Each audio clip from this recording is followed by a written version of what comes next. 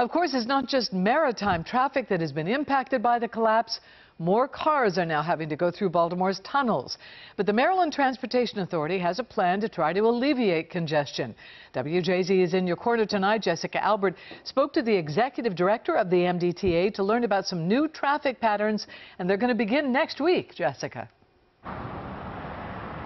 Yeah, Denise, that's the plan. There are two new tactics that the MDTA wants to try. One of them involves the Baltimore Harbor Tunnel. The other involves a ramp under the Key Bridge.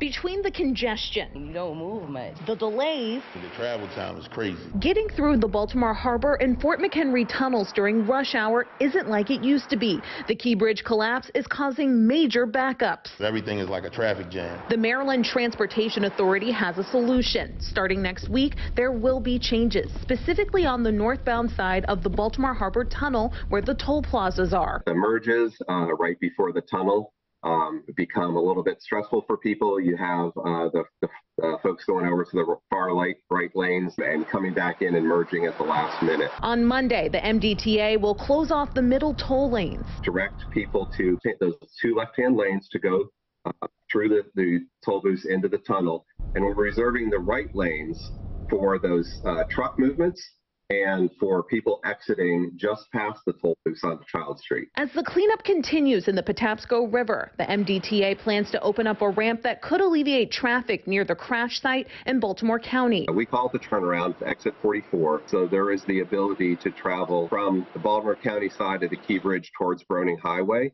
and use a ramp under what is remaining of the Key Bridge. The MDTA is hoping commercial vehicles will use this ramp. It will also be toll-free until the end of the month.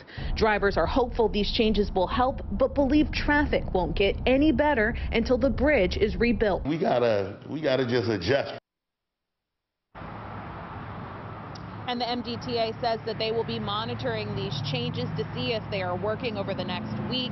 And the MDTA also wants to remind drivers to obey all traffic laws while they're going through the tunnels and to consider carpooling or using public transit to try to alleviate some of the congestion that these tunnels are seeing. Reporting live tonight in Baltimore, Jessica Albert for WJZ. Jessica, thank you. Howard.